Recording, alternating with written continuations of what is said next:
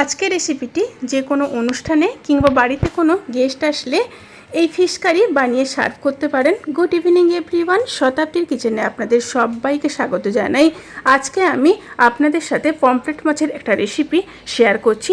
তাহলে চলুন শুরু করা যাক আজকের এই সহজ এবং সুস্বাদু রেসিপি। প্রথমে মাছগুলোকে ম্যারিনেট করে নেব।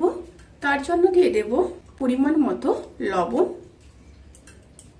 হাফ চামচ হলুদ গুঁড়ো, হাফ চামচ লঙ্কার গুঁড়ো,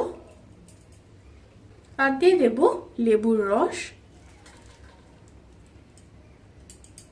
দিয়ে মাছগুলোকে খুব ভালোভাবে ম্যারিনেট করে 10 থেকে 15 মিনিট ম্যারিনেশনে রেখে দেব। 10 থেকে 15 মিনিট পরে ফিরে আসছি। এবার প্যানের মধ্যে সর্ষের তেল দিয়ে দেব। তেল গরম হয়ে গেলে মাছগুলো ভেজে নেব। একটা সাইড ভাজা হয়ে গেলে উল্টে দেব। দুটো সাইড ভাজা হয়ে গেছে, এবার তুলে নেব। এবার ওই তেলের মধ্যে হাফ চামচ গোটা জিরে দিয়ে দিলাম, আর দিয়ে দেব গোটা গরম মশলা।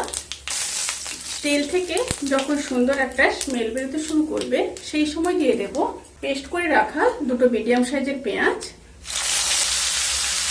পেঁয়াজগুলোকে হালকা ভেজে নেব। পেঁয়াজগুলো হালকা ভাজা হয়ে গেলে এবার দিয়ে দেব 1.5 চামচ আদা রসুন বাটা।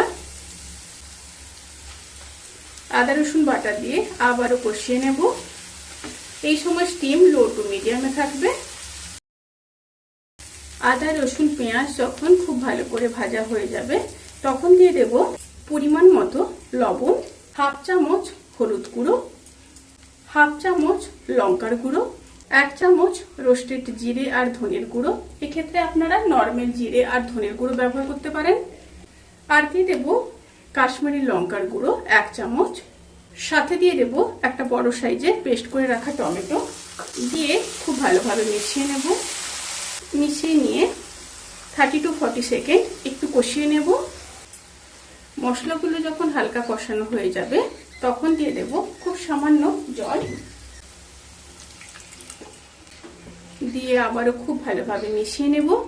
মিশিয়ে নিয়ে লো স্টিমে 1 মিনিট কষিয়ে নেব।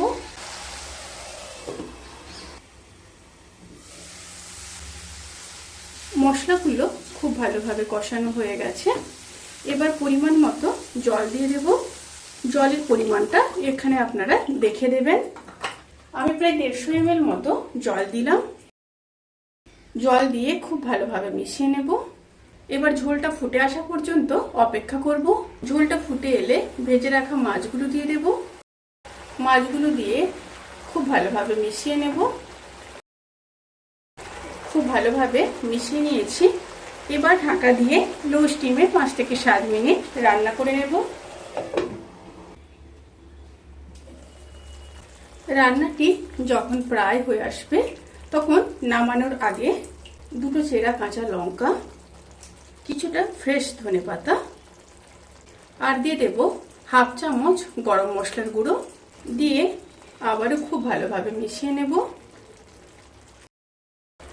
খুব ভালোভাবে মিশিয়ে নিয়েছি। এবার গ্যাসের ফ্লেমটাকে অফ করে দেব। অফ করে ঢাকা দিয়ে 10 থেকে 15 মিনিট স্ট্যান্ডিং টাইমে রেখে তারপর সার্ভ করব। রেসিপিটি কেমন লাগলো প্লিজ কমেন্ট করে জানাতে কিন্তু ভুলবেন না। যদি ভালো লেগে থাকে তাহলে সাবস্ক্রাইব করে পাশে থাকা বেল আইকন প্রেস করে নোটিফিকেশান অল করে রাখবেন। তাতে করে আমি যত রেসিপি দেব সমস্ত লিংক আপনাদের কাছে পৌঁছে যাবে। আপনারা সবাই ভালো থাকবেন, সুস্থ থাকবেন, সাবধানে থাকবেন। আজকের মতো এই পর্যন্ত। পরের ভিডিওর জন্য অপেক্ষা করুন। টাটা।